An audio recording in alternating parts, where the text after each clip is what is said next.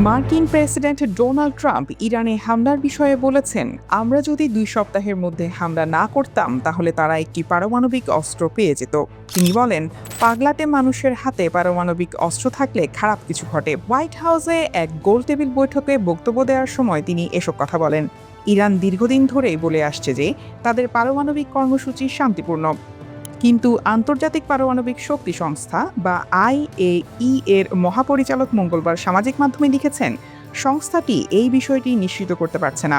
তিনি বলেন, ইরান পারমাণবিক বোমা বানাচ্ছে এমন কোনো প্রমাণ না থাকলেও প্রায় অস্ত্রমাত্রার কাছাকাছি সমৃদ্ধ ইউরেনিয়ামের বড় মজুদ এবং পরিদর্শকের পূর্ণাঙ্গ প্রবেশাধিকার না দেওয়া গভীর উদ্বেগের কারণ।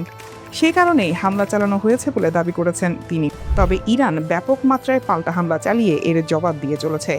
ইরানের ইসলামী বিপ্লবী গার্ড বাহিনী আইআরজিসি জানিয়েছে, তারা অঞ্চল জুড়ে ইসরায়েলি ও মার্কিন লক্ষ্যবস্তুতে চলমান অপারেশন ট্রু প্রমিস 4 এর 17তম ধাপ সম্পন্ন করেছে।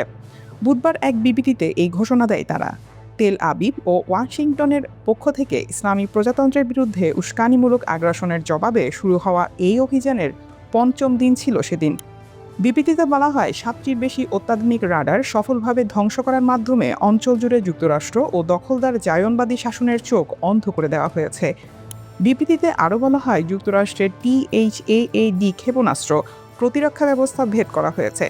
ইসরায়েলকে হামলা থেকে সুরক্ষিত রাখতে এই ব্যবস্থা মোতায়েন করা হয়েছিল, কিন্তু তা ভেদ করে ইসরায়েলের যুদ্ধ মন্ত্রণালয়ের ভবন ও তাদের ব্যস্ততম বিমানবন্দর বেন গুরিয়নে আঘাত হানা হয়েছে।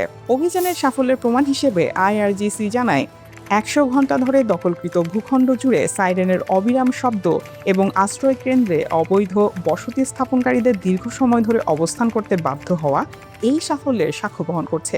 বিবৃতিতে বলা হয়, এটি তুলে ধরে সন্ত্রাসী অপরাধীদের বিরুদ্ধে কঠোর প্রতিশোধ হিসেবে ইরানি ক্ষেপণাস্ত্র নিক্ষেপের ধারাবাহিক ও সুপরিকল্পিত ছন্দ।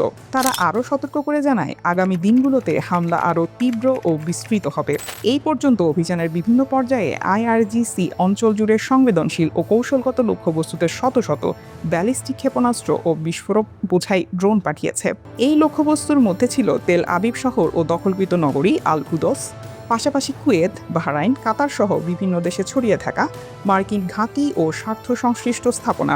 প্রতিশোধমূলক হামলার অন্যান্য উল্লেখযোগ্য দিকের মধ্যে রয়েছে যুক্তরাষ্ট্রের নৌবাহিনীর বিমানবাহী রণতরী USS আব্রাহাম লিঙ্কন এবং ভারত মহাসাগরে অবস্থানরত একটি মার্কিন ডেস্ট্রয়ারকে লক্ষ্যবস্তু করা।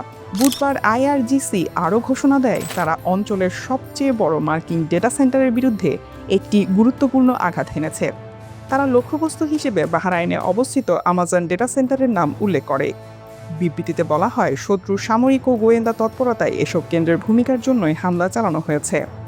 আমাজনের আনুষ্ঠানিক প্রতিবেদনের উদ্ধৃতি দিয়ে বলা হয়, এই কেন্দ্রে ব্যাপক ক্ষয়ক্ষতি হয়েছে। বাহরাইনে আমাজনের আঞ্চলিক পর্যায়ে 2019 সালে চালু হয়। এটি পারস্য উপসাগরীয় দেশগুলো এবং পশ্চিম এশিয়ার অন্যান্য অঞ্চলে আমাজনের উন্নত ক্লাউড সেবায় প্রবেশদ্বার হিসেবে বিবেচিত।